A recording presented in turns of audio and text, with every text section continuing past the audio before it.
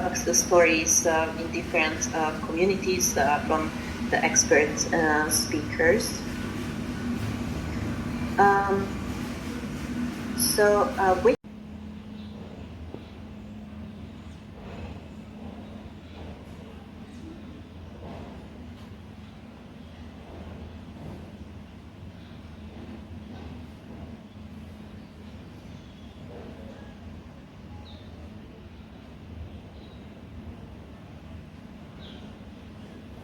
Community-led sustainability initiatives in Ghana.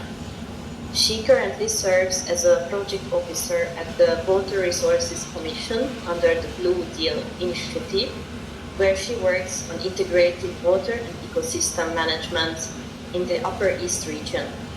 Her work has included leading stakeholder engagement for the lakeside